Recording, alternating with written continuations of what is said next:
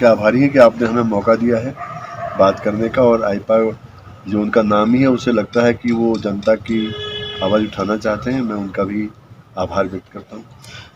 अपनी कृषि, जो हमारी पहाड़ की जो कृषि है, वो सर्वाधिक रोजगार देने वाला वो था, इसलिए उसके कृषि क्षेत्र को बढ़ाना चाहिए। और जो बेनाम नाम की जो भूमि है, उस भूमि को ग्राम समाज को सौंपना चाहिए। जितने लोगों को अवैध तरीके से जमीनें दी, जिनने कब्जा है, उनको वापस करना चाहिए, खदेड़ना चाहिए, उन पर मुकदमा चलने चाहिए। और जिन लोगों ने ये जमीनें बांटी हैं, उनको उत्तराखंड का खलनायक घोषित करना चाहिए।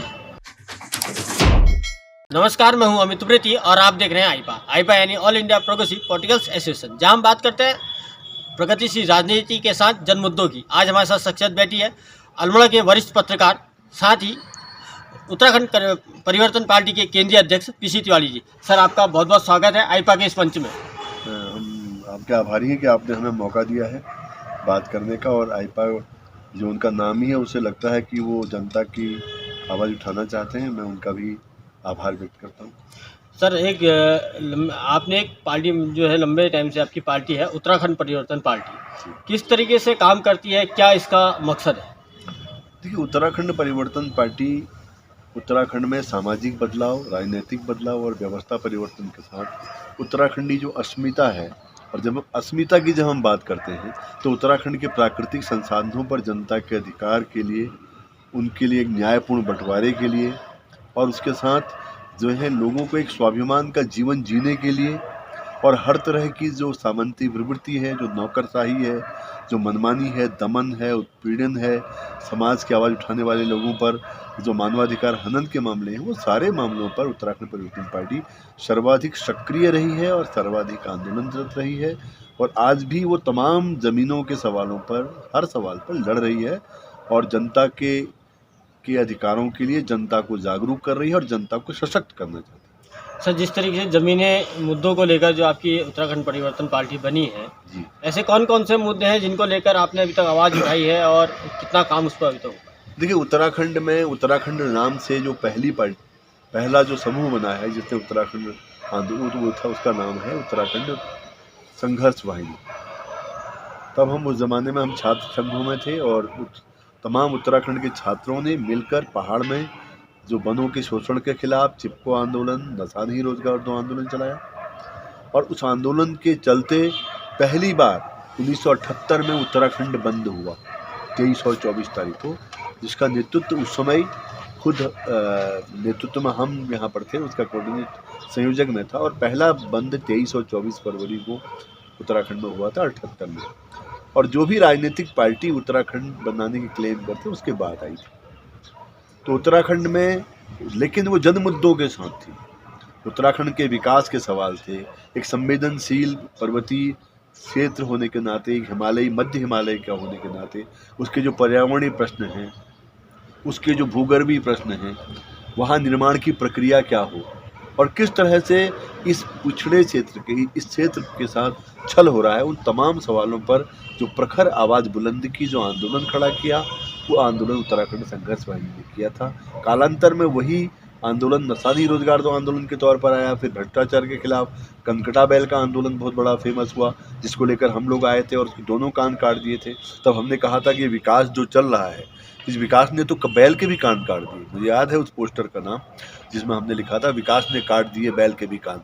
अगर बीजेपी कांग्रेस की बात करें भी, तो जिससे से वो तो उनका तो ये कहना है कि हम लगातार ज़मीनी मुद्दों को उठाते हुए लाए हैं, तभी जनता उनको लगातार मौका दे रही है, और बिल्कुल सही कर रहे हैं, वो बिल्कुल जो सही है मौका नहीं मिल रहा है। वो बिल्कुल सही कर रहे हैं। वो हमेशा ज़मीन के मुद्दे उठाते रहे। उनके ज़मीनी मुद्दे हैं ज़मीनों को बेचना, उनके मुद्दे हैं आदमी की ज़मीर को बेचना। उन्होंने उत्तराखंड की जो आत्मा थी, उसको कंठित किया है। अगर विकास हुआ है 21-22 साल में, तो उत्तराखंड के गाँव खाली क्यों है? उत्तराखंड में शिक्षा के सवाल क्यों खड़े हुए हैं? उत्तराखंड के सारी जो शिक्षण संस्थाएं हैं, वो प्राइवेट हाथों में कैसे चली गई? उत्तराखंड के जो अस्पताल हैं, आज भी हमारी जो हमें न्यूनतम जो एक, जिसको हम कहते हैं बेटी बढ़ाने की बात करते हैं, महिलाएं अगर अस्पतालों में जाती हैं, उनका अगर डिलीवरी होने वाली, डिलीवरी सड़क पर होती है, और डिलीवरी करते करते लोग मर जाते हैं। सारे अस्पताल रिफरल सेंटर हैं। हमारी खुद पत्नी जो एक रात दुर्भाग्य से उसको अस्पताल जाना पड़ा तो लौट के नहीं आई, क्योंकि वहाँ पर डॉक्टर की जगह बैठा हुआ था एक नकली डॉक्टर जो आरटीआई में आया, जो आरटीआई की जो सूचनाओं में, राइट टू इन्फॉर्मेशन में हमें इस बात को प्राप्त हुआ। तो जब अस्पताल नहीं है, जब शिक्षा नहीं है, दोनों व्यापार है, पूरे पहाड़ में खेती चौपट हो गई है, जंगली जानवरों ने, दिन में बंदर सुअर ये लगते हैं, रात को सुअर उसको नष्ट कर देते हैं, जब गांव के गांव खाली हो गए हैं, जब एक भी विस्थापित गांव को जिनको चिन्हित किया है इन सब लोगों ने, वो सैकड़ों गांव हैं, उसमें एक इंच जमीन नहीं मिली है, ताकि ये विकास नहीं चाहिए।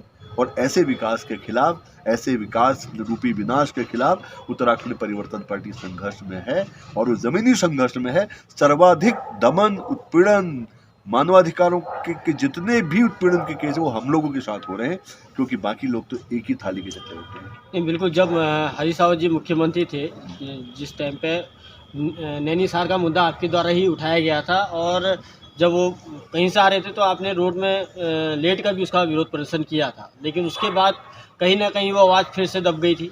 आवाज़ नहीं दबी है। उत्तराखंड में अगर जमीनों के सवाल को किसी ने उठाया है तो उत्तराखंड संघर्ष वाहिनी से लेकर वो तमाम प्रगतिशील ताकतों ने उठाया है। और उसमें समाजवादी हो सकते हैं, उसमें वामपंथी हो सकते हैं, उसमें आंदोलनकारी हो सकते हैं, और उन्हीं सब लोगों के सवालों के बाद नैनीसार एक प्रखर आंदोलन रहा, जिसके चलते हरीश रावत जी को बेनकाब होना पड़ा।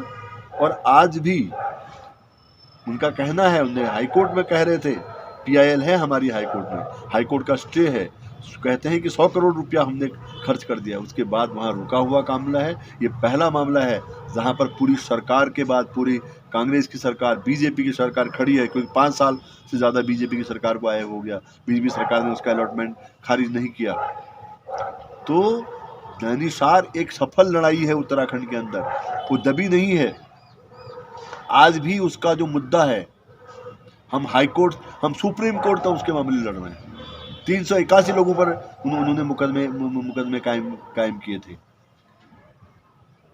तो ये सारी चीज़ें आज भी जारी हैं, और पहाड़ में लड़ाई जहाँ जहाँ है, अगर आप रामगढ़ ब्लॉक में चले जाइए, आप जो है मुक्तेश्वर का इलाका वहाँ पर देखिए, आप कौन से इलाके में आपने कृषि भूमि की असीमित खरीद का कानून पास किया इस बीजेपी की सरकार ने, जिसके चलते लीज के नाम पर पूरे पहाड़ों की ज़मीन पर कब्जा हो गया है।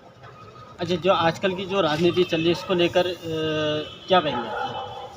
जिस तरीके से दल बदल हो रहा है, क्योंकि जब सत्ता रहती है तो सारे चेहरे नंगे हो रहे हैं।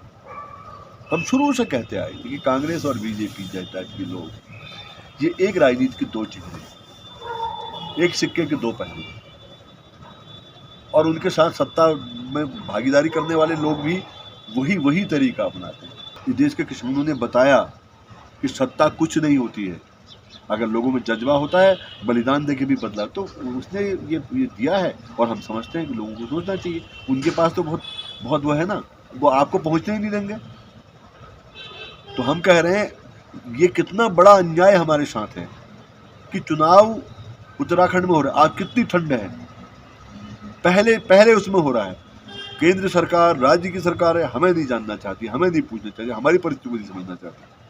चुनाव आयोग ने भी जब आप चुनाव करा रहे हैं उत्तराखंड, इतनी कड़ाके की सर्दी में, इतने उसमें, कर्मचारी बेचारा भी कैसे जाएगा, वो मरे तो मरे।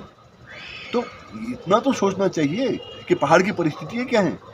अगर आप इसमें वोटिंग नहीं होगी, सही तरह की वोटिंग नहीं होगी, लोग जा नहीं पाएंगे, तो इतना, जब हमारे बारे में इतना भी नहीं सोचना चाहे तो उत्तराखंड की जनता को सोचना चाहिए कि हमारे बारे में तो कोई सोचने वाला ही नहीं है। क्या अन्य पार्टी जो क्षेत्रीय पार्टी है उनके साथ समर्थन देगी उत्तराखंड परिवर्तन पार्टी?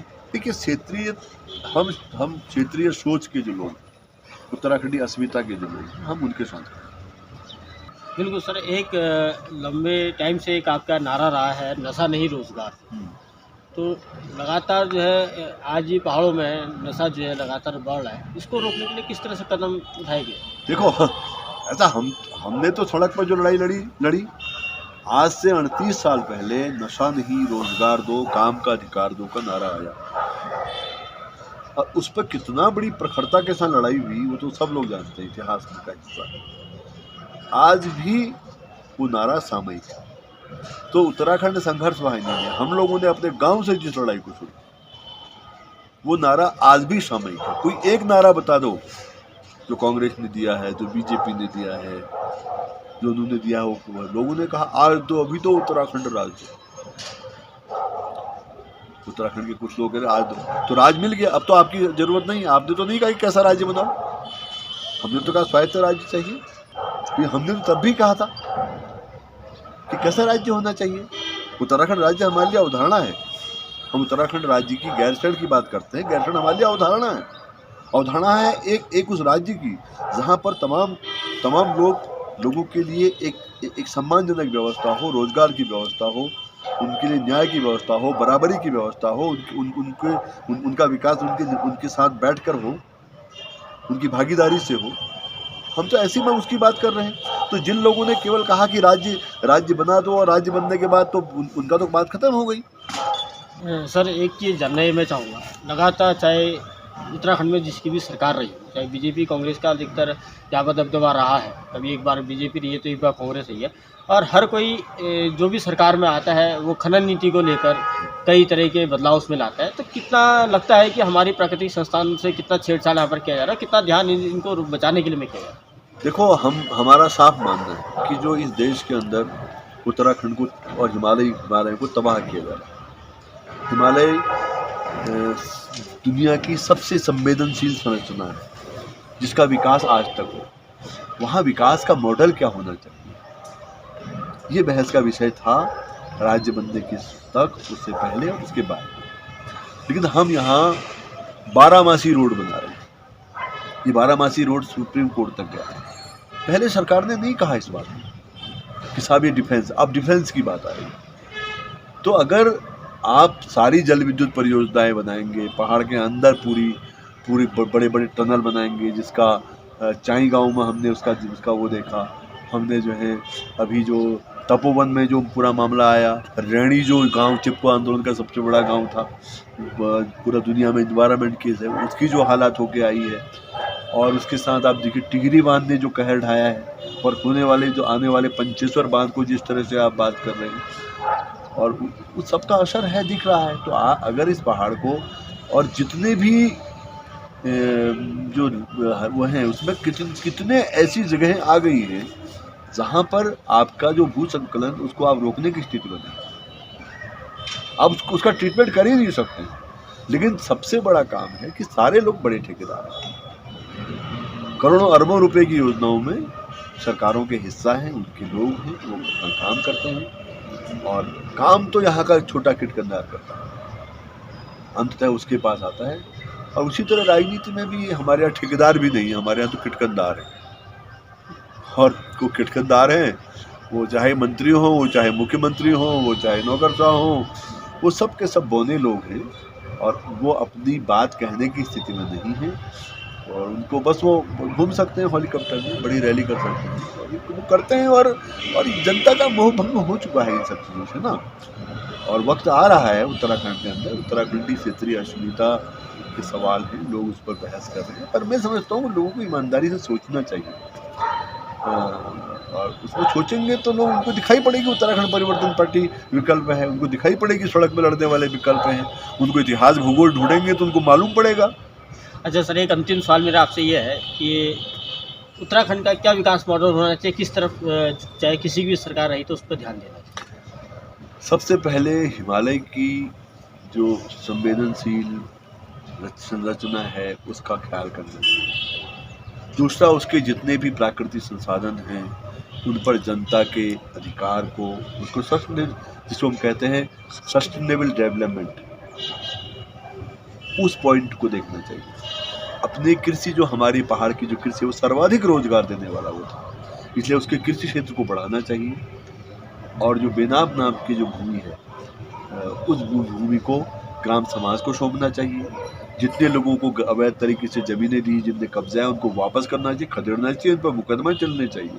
और जिन लोगों ने ये ज़मीनें बांटी हैं उनको उत्तराखंड का खलनायक घोषित करना चाहिए। बिल्कुल, बहुत बहुत धन्यवाद हमारे साथ जुड़ने के लिए पीसी तिवारी जी। तो ये थे उत्तराखंड परिवर्तन के केंद्रीय अध्यक्ष और अल्मोड़ा से समाज सेवी वरिष्ठ पत्रकार पीसी तिवारी जी, जिन्होंने अपने साफ शब्दों में कहा जिस सपने को लेकर, जिस स्तर को लेकर जो है उत्तराखंड बना था, लेकिन आज वो कहीं ना कहीं अधूरा है। इसी के साथ हमारे साथ बने रहिए, बात होगी प्रगतिशील राजनीति की, और हमारे चैनल को लाइक कीजिए, सब्सक्राइब कीजिए, शेयर कीजिए।